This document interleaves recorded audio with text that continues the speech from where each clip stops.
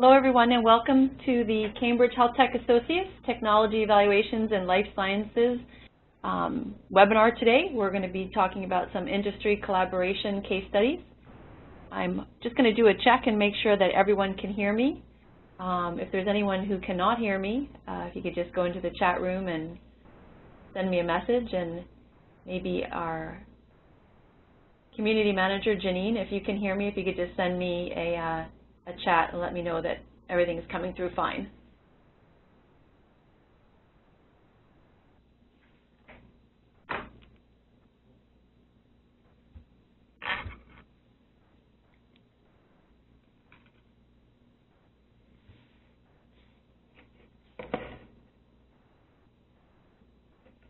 Okay, so I got some yeses that everything's okay. My name is Dawn Van Dam, and I am the General Manager of Cambridge Health Tech Associates. And I'm also here with Brian Murphy. I'll let him introduce himself. Good morning, good afternoon, everyone. So welcome to our webinar, and thank you very much for attending today. We're very excited to have such a large audience listening in today. So if you're new to learning about Cambridge Health Tech Associates, we'll just give you a brief overview and go through some in-depth information about our technology evaluations, and then also take you through a few case studies that we have to show you how they actually work and how they can help you in the marketplace. So fundamentally, Cambridge Health Tech Associates, we are the commercialization arm of the company, and we specialize in consulting. So that would include things like market research, where you're looking at doing market assessments, pricing analyses, product positioning, trying to figure out where you need to go in the marketplace, who to talk to, what your market potential would be, all sorts of great things like that. So it's often done at the beginning of thinking about making a market entry.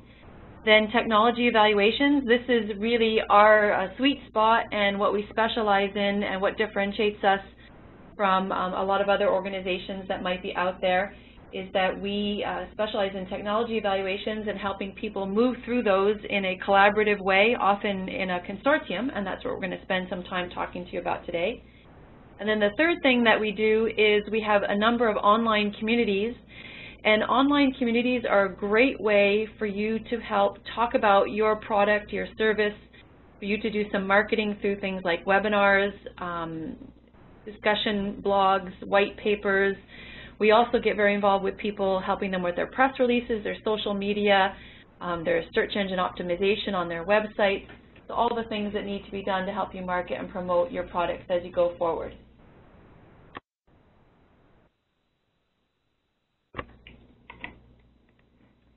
So I have a question for everyone, and this is really a chance for you to go to that chat box and send me an answer to this question. When you think about the science of healthcare today, things like drug discovery, preclinical safety, high content analysis, next generation sequencing, genomics, bioinformatics, biomarkers, protein engineering, on and on and on. When you think about the science of healthcare that we are all working in today, are things getting easier for you? So that's the first question. If things are getting easier for you, I'd like you to write a yes in the chat box. And if things are not getting easier for you, I'd like you to write a no in the chat box. So if you can just go to that chat box on the lower right and answer the question, that would be really helpful. You can either send it to me directly at Dawn Van Dam or send it to all participants. And the reason why I want you to get practice at sending me answers to questions is that later on we're going to ask you to submit your questions and then help us understand how we can answer what things might be on your mind. So thank you to those who are sending in the answers to the questions. And that would be great. So are things getting easier for you? I see a lot of people answering no, things are not getting easier for you. So let's go to the next question. Are things getting harder for you? So that's kind of the flip side of the previous question, and I will assume that if you said no, things are not getting easier, that you want to say yes to this question. And if you didn't answer yet, I'd love you to answer and tell me whether things are getting harder, and maybe even write in a little bit of information about why things are getting harder for you. Because everywhere we go, when Brian and I talk to people all across the country, all across the world about the science of healthcare, people are basically reporting what you guys are reporting today, and that is that things are not getting easier, that they're definitely getting harder and more complicated, despite the fact that we have so many new tools at our fingertips and so many things to help us out. And that's, again, where we come in and can help you in the areas of consulting, technology evaluations, and communities. But just before we go into that a little bit further, I just want to explain to you the difference between ourselves and our sister company, Cambridge Health Tech Institute. So Cambridge Health Tech Institute, which you probably all know very well because it's been around for 20 years now. In fact, our sister company is celebrating its 20-year anniversary. But CHI specializes in producing conferences. But what that does for us over here at Cambridge Health Tech Associates is that it really provides us with an inside track to the trends and issues that are happening in the marketplace. So knowing what you're interested in listening to at a conference, what people are more engaged with as they go and they listen to speakers and they engage with their peers at a conference really helps us understand the research and understand where things are moving so that we can make the commercialization effort more relevant for you. And just to maybe highlight some of the things that people said are getting more difficult, they're saying it's difficult to differentiate our technologies from the competition, and that information overload is becoming overwhelming. So those are two great points that I see that people have inputted in. Thank you very much for doing that. There's lots of things that are making our lives more difficult, and we're here to help hopefully make it a little bit easier for you. Yes, and someone else just said there's a greater regulatory maze, so another thing that's happening out there. So we at Cambridge Health Tech Associates, we specialize in that drug discovery and development space, and we have a database of over 900,000 individuals from around the world. So polling them on a regular basis and learning what the issues are is really important to our success and therefore your success. And in that database, we have every function. We have academic people, government people, labs, biotech, pharma, hospitals, VCs, vendors, technology providers. So across the board, we have lots and lots of different categories of people. And through that and the projects that we've done over the last 9 to 10 years, we actually have a really long-standing history of doing technology evaluations with thousands of vendors, whether those be simple things like a white paper or consulting projects or research projects or actual full-blown technology evaluations that being done in a collaborative way. So let's look a little bit at what's happening right now in the industry. You probably all are feeling this huge, huge tectonic shift that's happening in healthcare, in the healthcare science and discovery. And these are things that are going to be very familiar to all of you. We're going through major downsizing. But despite all that and the efficiencies that people are trying to bring in, the efficiencies that improving drug discovery have not yet been realized. So the industry is still looking for new solutions, and that's why the industry is still keen to look at new technologies and to evaluate new technologies. But the industry is also using new models of doing business, looking at ways to become more flexible and to become more nimble. And they're also looking very much so at how to be more virtual and how to use some collaborative business models. So these are just 5 bullet points I put up there. In the past, some people have told me that my bullet points don't always show up as a nice build. So if you're having trouble seeing those items in the build, please do let me know so that I can fix it as we move forward. But I think that everyone would probably agree that those are some of the key issues that are coming out there, the downsizing, trying to look at new solutions, trying to find collaborative ways to approach things. So if there's anything else that you would add to that, again, we would appreciate your feedback. And just, again, send in your ideas in the chat box for other things that you think really reflect this tectonic shift that's happening in healthcare in the science and discovery space. So recently you may have seen this article, perhaps not if you're not in the Boston area, but perhaps a number of you did attend the bio conference that happened here just a few weeks ago. So on the front page of the Boston Globe was this article here, that drug firms seek new ways to do business. And it talks about the fact that under mounting financial and regulatory pressure, the pharmaceutical and biotech industry has stepped up experimenting with new collaborative business models, where they're looking to share the cost and the risk of drug discovery and bring more treatments to the market. Well, there was over 16,500 industry leaders in Boston just a couple of weeks ago, and really there was quite a bit of energy around this sort of message to look at new approaches and new ways to pioneer how we can accelerate finding new treatments for diseases in the marketplace. So I just wanted to pull out for you a few quotes from that article. And what they do talk about in the article, if you take a look at the whole thing, is that companies are, as I said before, becoming more virtual drug makers. And in order to do that, many companies are outsourcing their operations, ranging from research and drug testing to clinical trials and manufacturing. And they're using more outside parties that can perform these functions cheaper and better. So these are some of the things that we all need to be in tune with as we look at approaching the marketplace and helping the industry be more effective and be more efficient. Another quote from the same article is that the Massachusetts government, so the Massachusetts state officials, have just announced at the Bio Conference that they have put together a collaboration. So they are supporting the collaboration trend, and they actually use this word in the article. They corralled 7 drug companies into forming a novel neuroscience consortium. So again, the state of Massachusetts saying that we need to, intertwine ourselves with this new direction that people are heading into and say, let's see if we can bring some more scientists, bring some more energy, bring some more money, and do this in a consortium fashion in the area of neuroscience. So again, a good example that this trend is accelerating and moving forward. But one of the quotes that was really interesting in the article is it said that, well, what will make consortiums and collaborations successful? And they said that much will depend on how the partnerships are managed, and that managing a collaboration and a consortium can be very tricky, and it needs to be done carefully, and that making sure that the right contracts are in place and that they're drawn up in a way that prevents fights over intellectual property is also very, very important.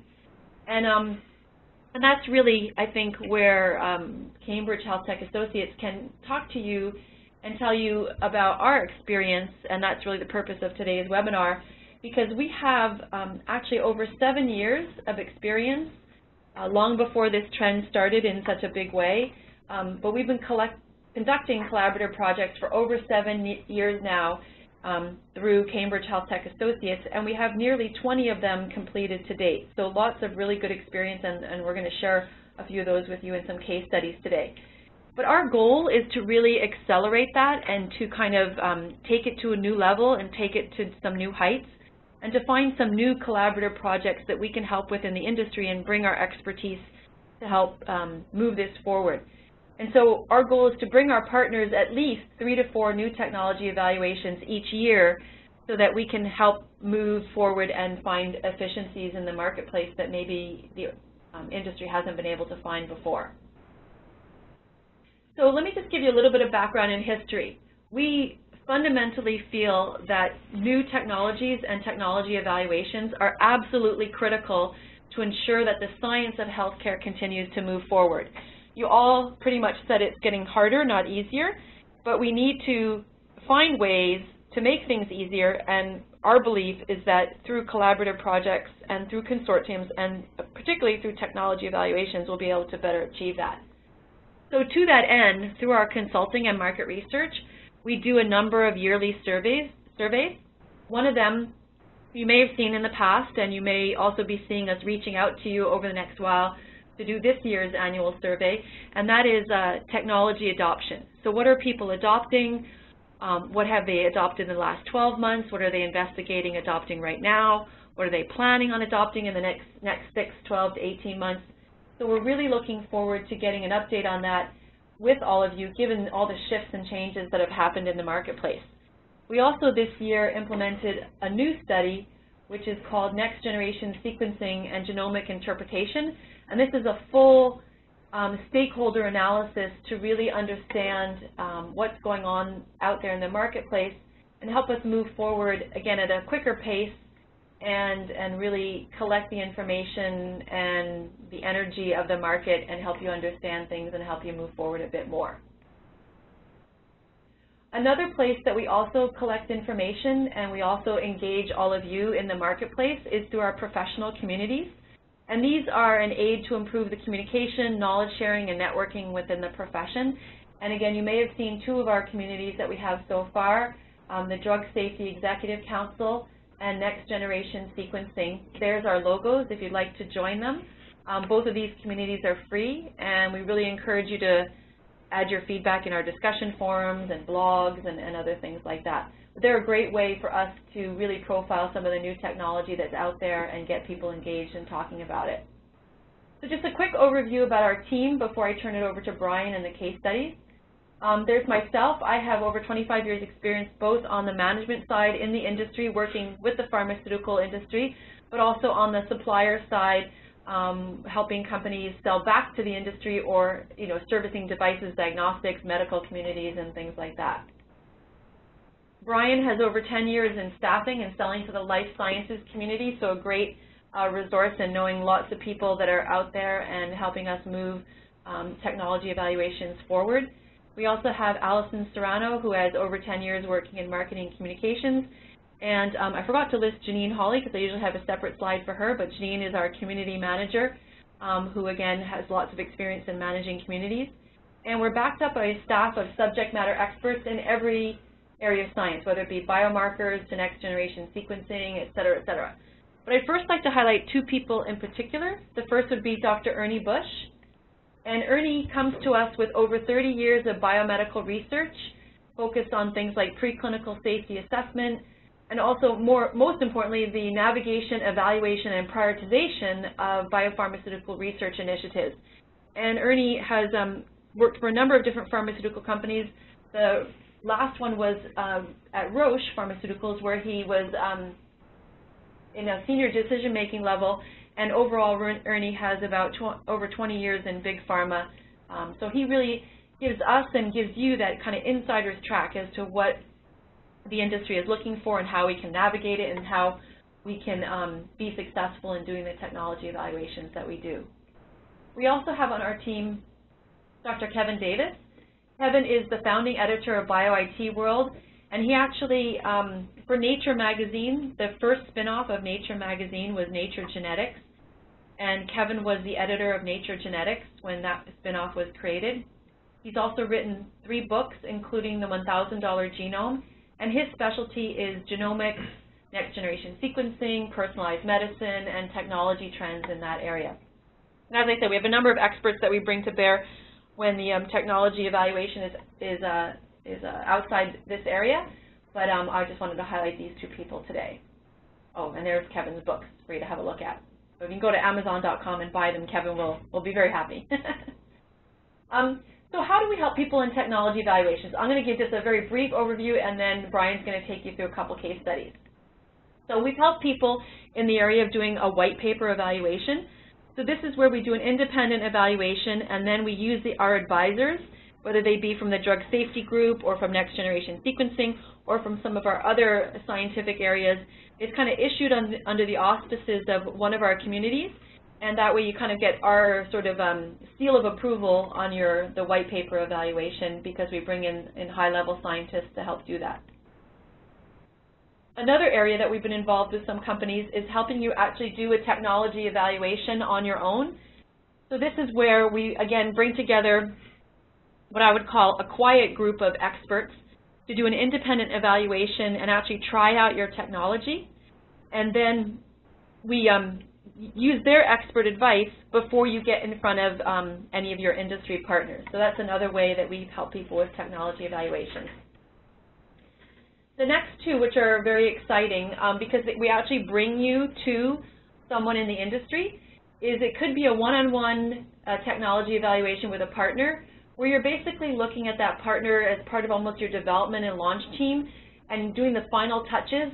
And what we do is we really manage that collaboration. So even if you already have a collaboration in place or you have a consortium in place, if you need someone to come in and manage it for you because it's not really your core area of expertise, that's where we've helped a number of organizations. And then the last area, which is really the most comprehensive and the most exciting, is where we have our technology evaluation consortiums. And here we usually survey about 10 to 15 pharmaceutical and biotech companies that have joined our consortium over the last number of years, and we get them very engaged in a project with you. So I'll just give you a highlight of it, and then through the case studies you'll get more of the details of how they actually work.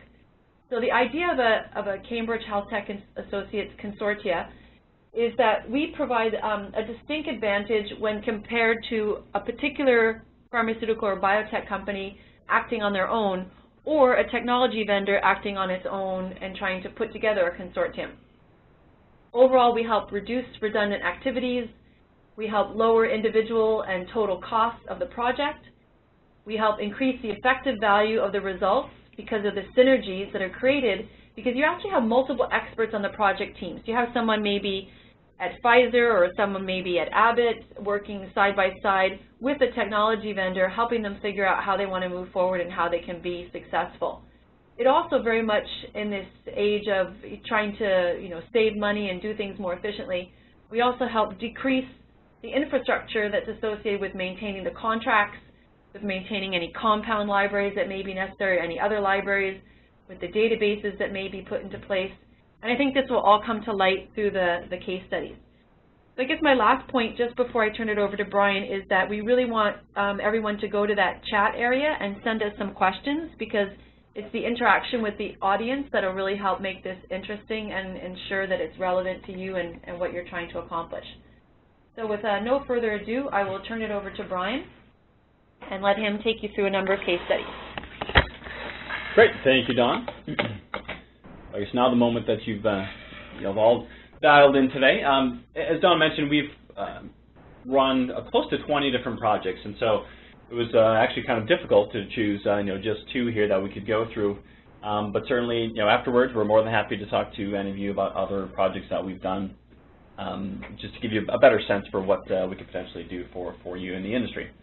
So the first one that we wanted to run through, we really like telling this story. It's a very interesting technology that was really struggling to kind of get their name out there and get any sort of acceptance within the pharmaceutical industry.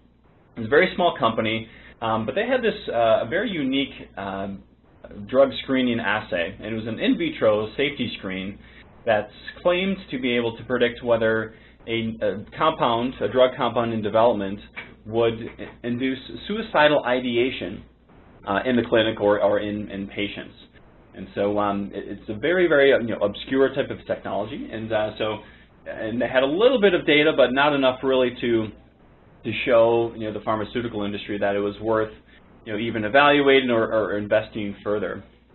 And so this is kind of a really good example of a type of technology that had big claims, but wasn't yet ready to go prime time. And so basically, the organization approached us, or we got connected in some manner. And so what we entered into a relationship, and what we did is ended up forming a consortium of 8 pharmaceutical companies who joined the project. And over the course of several project team meetings, the group collaboratively developed a test hypothesis as well as a test protocol for how this assay might be validated against current existing standards. But as well, the group determined a library of test compounds with known side effects that would then be used to make the correlation to validate whether this new tool actually was better than existing technologies or could be benchmarked against various means. And so essentially CHA in this situation served as the facilitator of this project, really just helping the group, guiding the group towards consensus in terms of the hypothesis, protocol, as well as the compounds. What happens next is that through the compound library that CHA has established and built over the years, the drug compounds were then shipped blinded to the vendor company. I think in this situation we had approximately 48 or 50 compounds, and that vendor screened each of those compounds in a blinded fashion. Once all the screening was done, the results were distributed to all the consortium members as well as to CHA. And at that point, all the compound IDs were unblinded, so everyone was able to run their own analysis. CHA ran its own objective analysis, and really for everyone to get a sense for how well the technology performed at actually predicting what would happen in a clinical outcome. At this point, we then organized an actual face-to-face, what we call summit meeting. And so we brought each of the organizations, each of the pharmaceutical companies, as well as the vendor and ourselves to one location. And we actually spent approximately 2 days just going over the company and the technology, going over the data, and then essentially serving as kind of an extended advisory board, giving feedback on the technology, the strategy, the data that came through, and really kind of giving advice for what would be how this technology could be best leveraged within the industry. And really the whole goal is to try to reach some sort of consensus on the value or validity of the tool. And this is, again, all done through very interactive feedback from, essentially from the marketplace that are around the table from you. And whoops, I'm sorry about that. And the reason we like to tell this case study is because at this point there was so much feedback that came through, and I give this vendor quite a bit of credit. They took it really to heart, and one of the main pieces of feedback was that there's a lot of really good data that was collected, but the community, the consortium, really didn't feel that the vendor had leveraged the data well enough. And so the advice was to go back and partner with a bioinformatics solution, an academic solution, and really to kind of reanalyze the data. And so sure enough, that's exactly what they did, and they went back, and sure enough, the value of the bioinformatics really helped pull out the value of the data, and ultimately the value of what that technology could do in terms of predicting clinical outcomes of suicidal ideation. And so without kind of that project, the technology really wouldn't have been leveraged, and the data wouldn't have been leveraged well enough to show the value. So the project we just described is really in the context of what we call our Technology Evaluation Consortium, which is kind of a standing capability of drug compounds, of pharmaceutical members, and basically standing infrastructure. At times we also would approach what we call more one-off consortium projects, where the industry comes to us with a certain challenge, and they want to work together collaboratively to address this challenge collectively.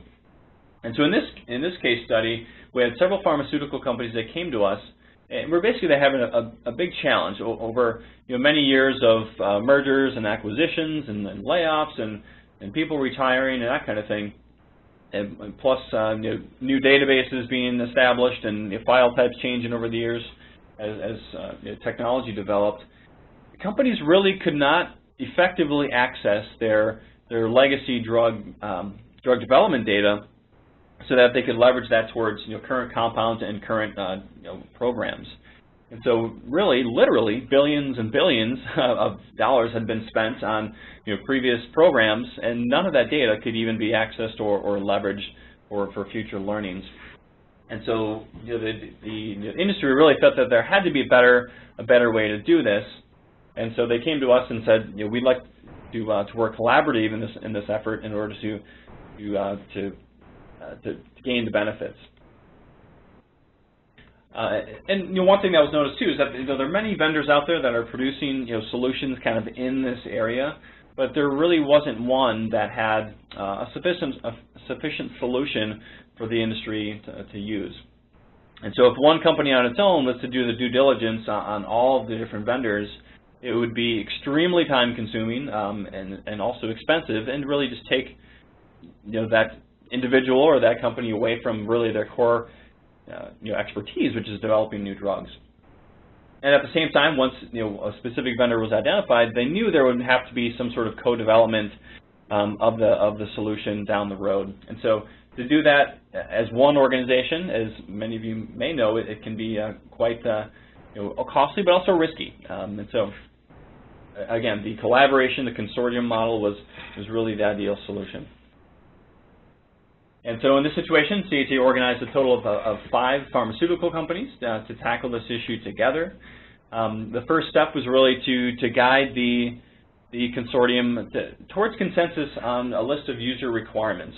And it seems like it would be almost an insurmountable task, but amazingly enough, we were able to get 5 pharmaceutical companies to agree on what would be the base set of user requirements for the version 1 of a new solution.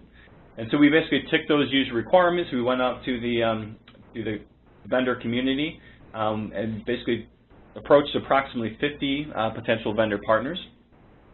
Based on responses to that, we've kind of narrowed it down to the 12 organizations and actually put together an RFP that the consortium agreed upon and approached those 12 finalists to actually submit a proposal to the consortium. And based on those proposals, there were 5 vendors that actually presented live via WebEx to the consortium of pharmaceutical companies. And from there, the consortium went off and ultimately looked to partner with one organization. So the result of this was positive in 2 different ways. So in one instance, there were a couple organizations who, through this whole process, through their whole due diligence process, became very confident in the fact that one specific vendor was sufficient for them. And at that point, because of that increased confidence, they were actually willing to go off individually on their own with one specific vendor. There were several other pharma companies, specifically 3, that chose one company that they were all interested in. And so at this point, we're still in progress of putting together a project team, a co-development project where all those organizations, plus potentially additional organizations, could join in a co-development project to share the costs and the risk of doing that. And it looks like one of my graphics here on the slide didn't exactly show up. No, there it is.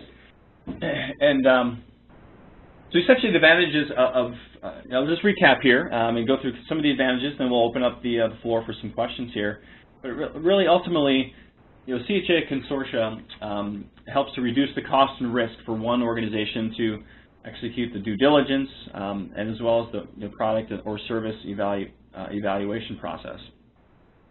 And the collaborative environment allows users and vendors to share critical feedback to accelerate the adoption of useful tools. And so some of you may recognize the graphic at the left there. That's the technology adoption curve. And you'll notice the gap in there, which has been termed the chasm. And so there are early technologies where they'll identify some early adopters and get some early use, but really to get over that chasm, to cross the chasm, requires quite a bit of work. And so the consortium model really is a great way for new technologies to cross that chasm to make sure that your technologies are designed and best usable for the community. Additional advantages, as mentioned, the technology evaluation consortium that we've assembled is it's a standing capability. So essentially, it's an infrastructure and a framework to get projects established quickly and efficiently. As mentioned, there are already pharmaceutical companies who've signed up for the program, and so those agreements that have been put in place include non-disclosure agreements as well as material transfer agreements for any compounds that might be used in a new project. As Dawn had mentioned earlier, the neuroscience collaboration that was established here in Massachusetts, one of the main discussions was, how do we put these contracts together to, so that everyone benefits and there's no fighting over, intellectual property that may come out of this. And we'll claim that that's part of our secret sauce, is that we've been able to overcome, those hurdles. And finally, as mentioned, as part of the standing capability, the test material, whether it be compounds or other material for a study, as well as the data, is collected and maintained centrally. And so each project does not have an overhead cost to establish that resource. It's already put in place. And then at the same time, the amount of material or data is greater than one company can compile on their own. So you get the collective energy and the collective wisdom of a consortium. And finally, we've been doing this for many years, and so CHA has significant experience in organizing and facilitating multi-company collaborations, specifically in the life sciences. And we sometimes joke that if anyone's been in the experience of managing a consortium, it's quite challenging, especially if you are the technology vendor and you're trying to manage multiple pharmaceutical companies, it's hard to sometimes it's required to say no to certain things. And so the fact that we serve as an objective third party, our motivation is solely to help the group come to a consensus and everyone get value out of the collaboration. And so I think with that, as mentioned, we've already seen several questions that that have been coming through. I would encourage you at this point, if you have not already, to submit additional questions, and we'd love to take those at this time. Yeah, thanks everyone for your participation so far, and I'm going to throw the questions to Brian, and he's going to do the first shot at answering, and if there's any more, then we'll add more. But I also just wanted to let you know, too, that in a minute or so, Janine will be putting up a survey into the chat box, and we would certainly appreciate you going to that survey and answering some of the questions in there, just so to give us feedback on this webinar for the future. But let's get to the first question now that's come up.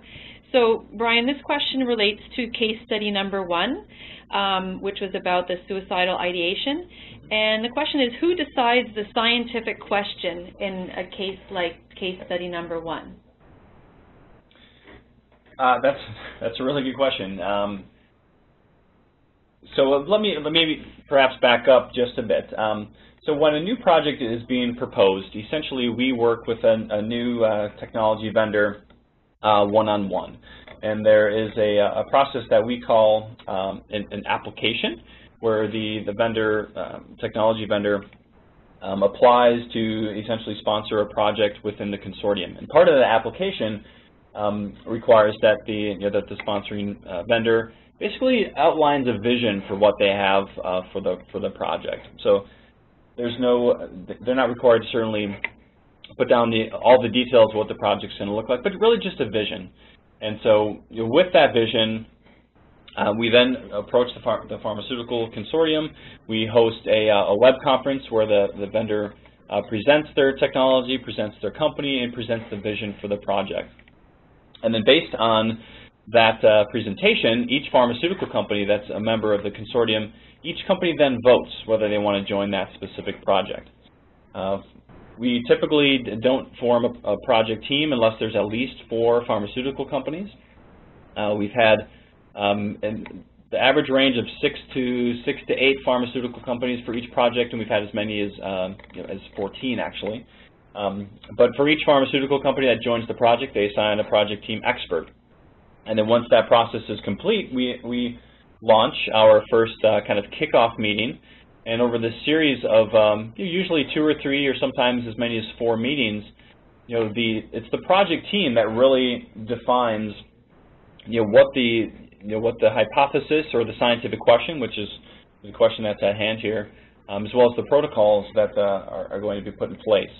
And so the value, I guess, to the vendor technology sponsors, they're hearing from the market, from prospective users and buyers, what they need to be confident in that this new technology is going to add value over what they're currently doing, or add value within their drug discovery or drug development regimen.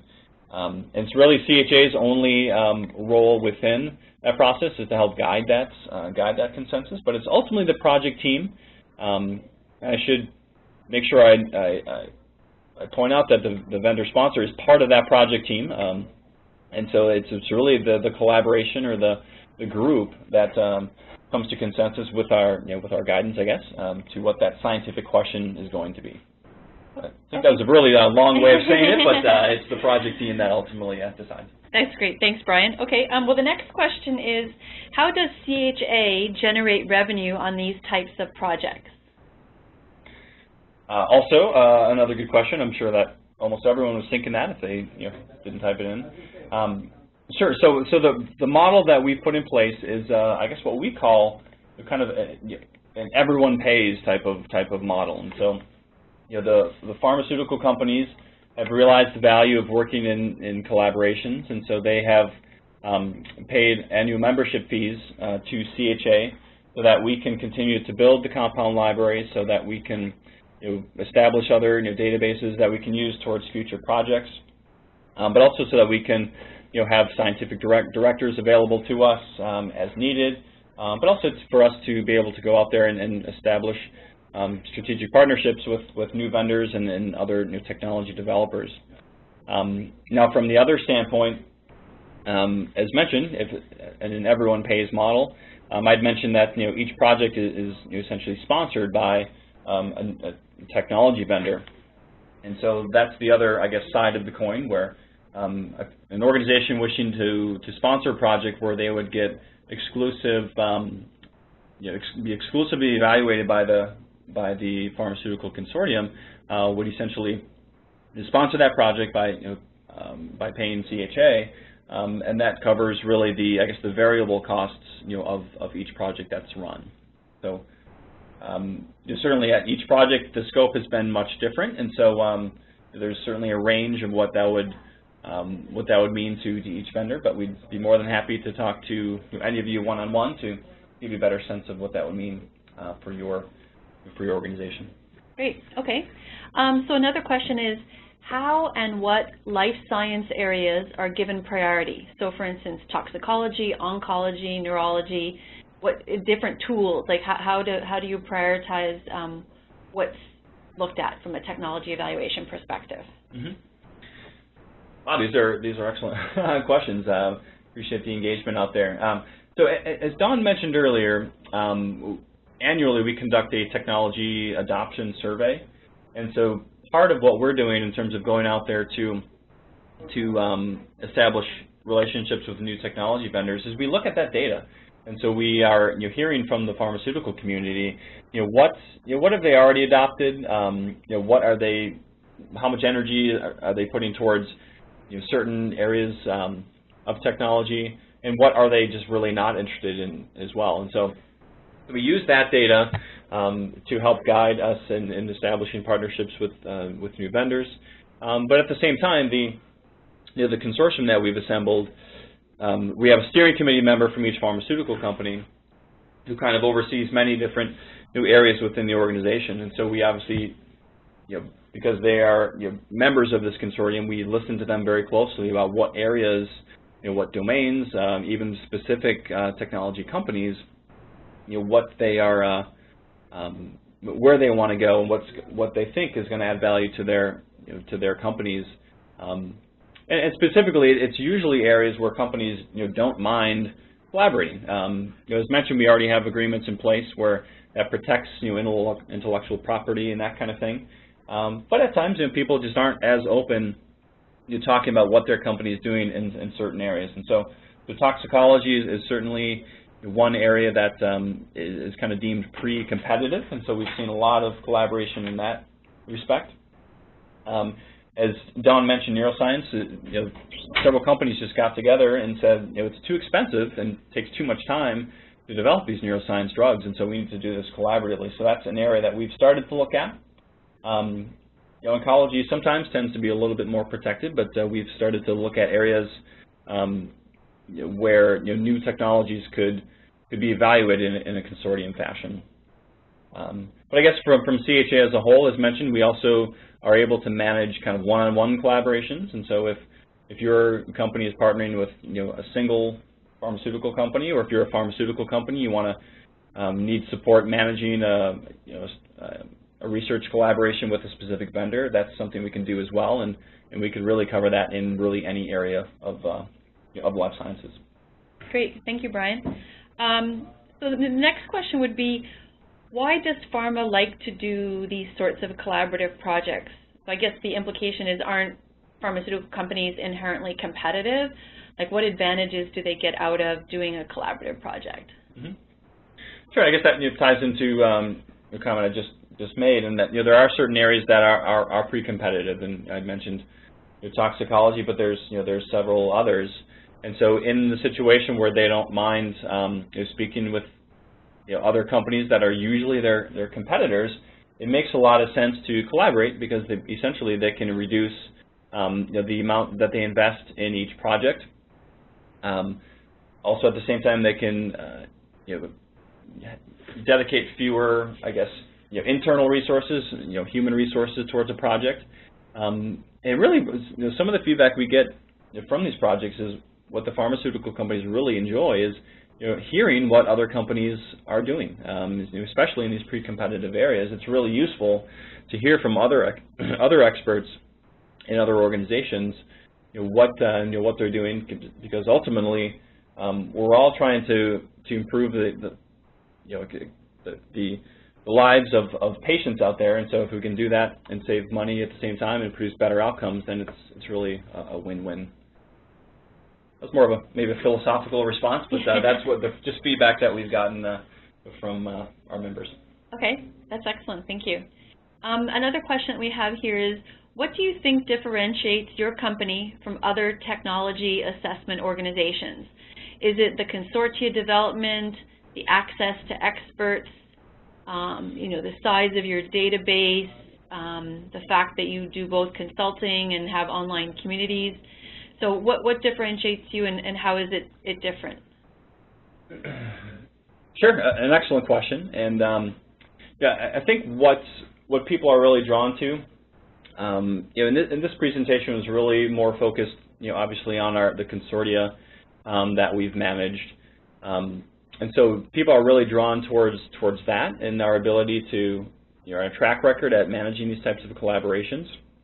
There are other consortia out there that are doing similar things.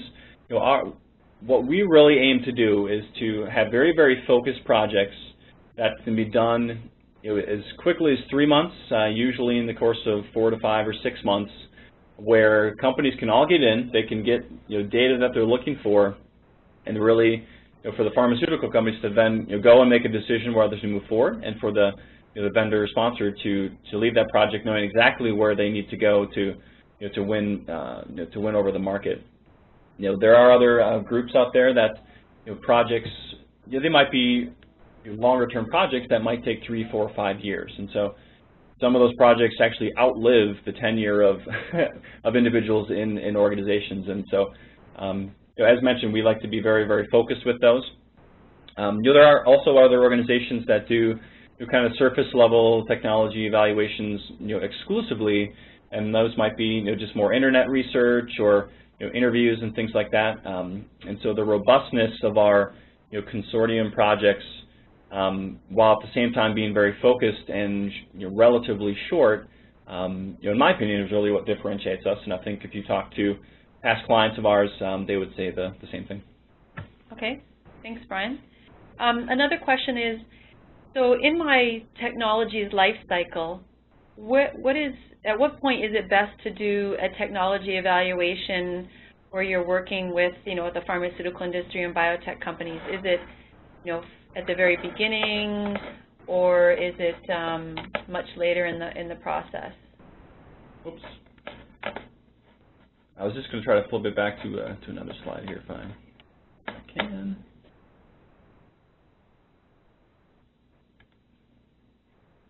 Hopefully everyone can see that on the screen, but I guess I've drawn the the technology adoption curve, and so it's for, I guess, the stage of your technology development that works best is really approaching that that chasm there that you can see on the screen, hopefully. And we typically call that, if you use like software development technology, it's kind of a late beta phase. And so so our members aren't necessarily interested in doing very, very early stage technology development with a vendor, but they want something that has proof of concept, that's shown that it has potential, but also where there's a little bit of chance for them to put their hands on it and tweak it a little bit and really help guide it. And so hopefully that answers the question a little bit, but it's we call it kind of the ready for prime time, where it has enough data and proof behind it, but also where there's a little bit of optimization that can be done. Okay, that's great. I'll just take a second and remind everyone to fill out the survey that's been listed in the chat box. But the next question, Brian, is if we have an idea, what is the process to get the pharma and biotech companies to consider whether or not they want to evaluate my technology or service? So like, what steps do I have to take as a technology vendor or a service provider to kind of put my technology in front of the pharmaceutical and biotech companies. Mm-hmm. Sure, good. So I'll also go over maybe in a little bit more detail some of the highlights I shared before in terms of the process for a vendor to engage with the consortium. And really that starts with a discussion with you and Don and I one-on-one to really understand your organization, your goals, your technology, where your technology is at today. Because as mentioned, we offer other types of solutions that can help technology vendors through their entire product life cycle, from early stage market research to very high-level projects like we've been describing, all the way down to just simply generating new leads on existing projects. And so we'd really start with a conversation with you to understand where you are and what your goals are. If your technology is in a state that it makes sense to do a collaborative project with the consortium, we would then go through the process that we described, what we call the application, and it's a very innocuous, brief document. I think it's 4 pages or less, where we just ask you to describe your technology, describe your organization, your unique capabilities, and also basically your vision for what a project could look like, and really what you want to accomplish from doing a consortium project. And so at that point, we would have you work with one of our scientific directors to really, refine that application to make sure it's presentable enough to show to the consortium. And I guess simultaneously with that application, based on the scope of what you're looking to accomplish, we would then basically execute a service agreement with you, outlining exactly what the deliverables of the project would be from a business perspective, our business relationship perspective, and then what would be the associated sponsorship fee with that. And once all that paperwork is done, we present the application document with your project vision. We present that to each of the members of the steering committee of the consortium. We then very quickly, within less than 2 weeks, 1 to 2 weeks, we organize a live presentation for you to present to each member of the each pharmaceutical member within the consortium.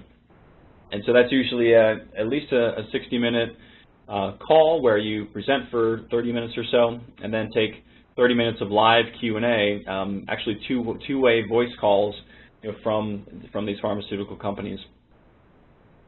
So once that kind of presentation is done, there is then kind of a period of voting, as I'd mentioned, where the pharmaceutical companies each get to decide, based on the application and based on the presentation, whether they want to assign a project team expert to work on that project for the next, as I said, 3, 4, 5, or 6 months or so. So if they want to dedicate that resource, they'll vote yes. And then if they feel like the technology is not suitable for their organization, they would usually choose to opt out. And so if we get at least 4 companies joining the project, we then move forward with the project. If there are fewer than 4 companies that are interested, we would actually withdraw the project, and there would be no exchange of sponsorship fee between the sponsoring technology vendor and CHA. So it's really, we would shake hands and hopefully approach each other again in the next 6 months or a year, and if the product and the technology are ready for prime time at that point, we would then hopefully be able to get together again. And so then, as mentioned, once the voting process is done and once a project team member is assigned from each of the participating pharmaceutical companies, we launch into a kickoff meeting. And from there, as I mentioned, it takes a couple of project team meetings to really refine what the project's going to look like, and then we're off and running from there. So I hope that described exactly the process if you did want to engage with CHA and our consortium.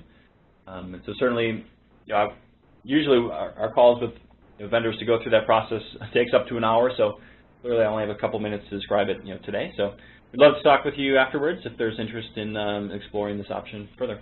Okay. Well, Brian, we have about 5 minutes left and 2 more questions. So I'll cover this one first. When have these technology evaluation consortiums been most successful?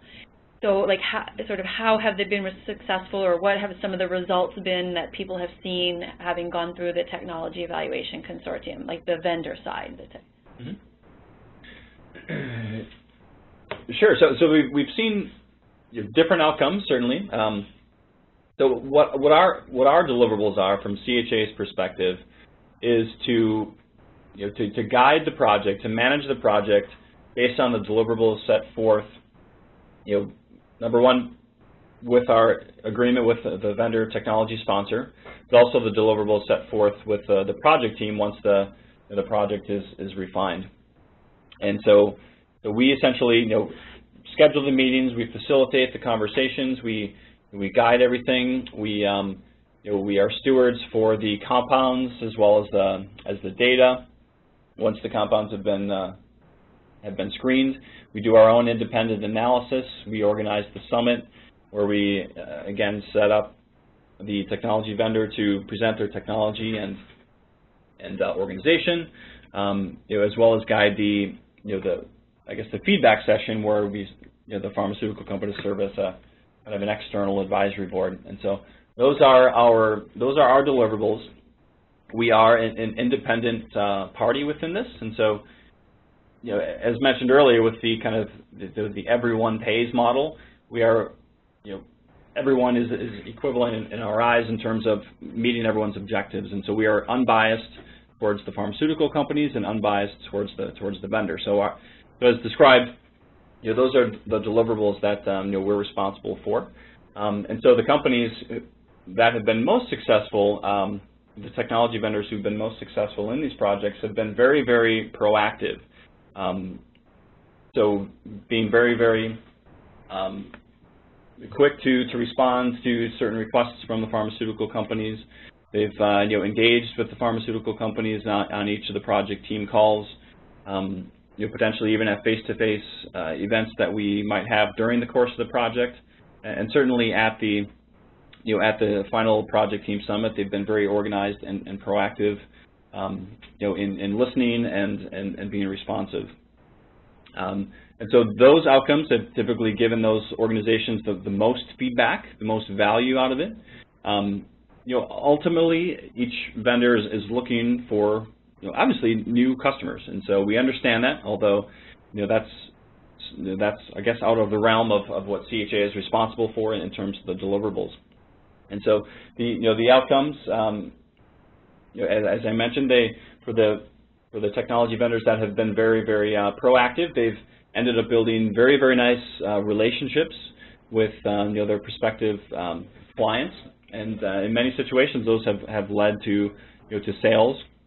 And there have been situations where organizations have been less proactive and just have let the pharmaceutical companies guide the project exclusively. And so in those situations, the relationships maybe have not been as strong, and so it takes a little bit longer for those organizations to earn the sales after these projects are done. So I guess those are the best advice I could give, is to be very, very engaged in the project. It seems obvious, but sometimes it's not always the case. So it really is a two-way street, and so the more give and take that everyone gives, the more participation that everyone exerts, the more successful that projects have been. So Brian, the very last question is in regards to how early do you engage? That is, would you help recent spin-outs from anywhere, although here it was asked about universities? And the second part of the question is here, how would, I guess, compensation be handled? And what comes to my mind, not to just preempt your answer, but just to the fact that some organizations have actually leverage the fact that they have a chance to be in front of 10 to 15 pharmaceutical companies who are going to evaluate them, and actually use that to garner funding to move forward. So I don't know if you want to add more to that answer, but that's what immediately comes to my mind in answering that question. Sure. So I guess the question is how early to engage.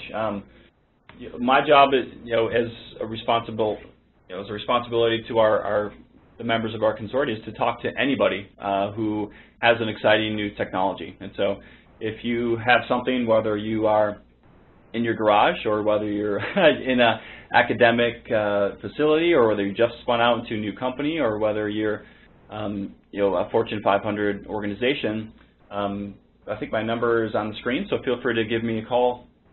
In the days of social media, I'm even on Skype, so feel free to contact me whichever way you feel necessary, and I'd love to talk to you. We have, as Dawn hopefully highlighted, we have so many different ways that we can engage with an organization that I'm confident that we can come up with some way to assist you. The ranges of engagement are range from very, very inexpensive kind of engagements all the way up through they can be about as high as you want, depending on the scope of what you're looking to accomplish within the course of a project. And so I would encourage you to reach out to us at any time. And I guess I think, Dawn, what you were kind of pointing out is for those organizations who are just spinning out perhaps and are looking to gain the attention of venture capital companies and other funding resources, these projects, they gain quite a bit of visibility, and if you can be engaged with actual customers, that draws a lot of attention from the financing community. And so we've seen quite a few organizations gain funding, gain rounds of funding during the projects. We've seen them gain rounds of funding after the projects, and so there's quite a bit of benefit to be working with us and the consortium that we've assembled. Great. Well, I just wanted to thank everyone for attending today and say if you have something that you're thinking about where collaboration is important, accelerating your adoption in the marketplace is important, you're sitting in front of your team members next week and saying, how can we get there faster, how can we get more feedback quicker, that's where Brian said, please do give us a call, because we're looking to branch out to new areas and looking to provide our expertise in technology evaluations, doing it in a collaborative way or doing it in a consortium way, and bringing it further and further across the scientific field. So thanks everyone for attending, and if you have any further questions, give us a shout. Take care. Bye now. Thanks everyone.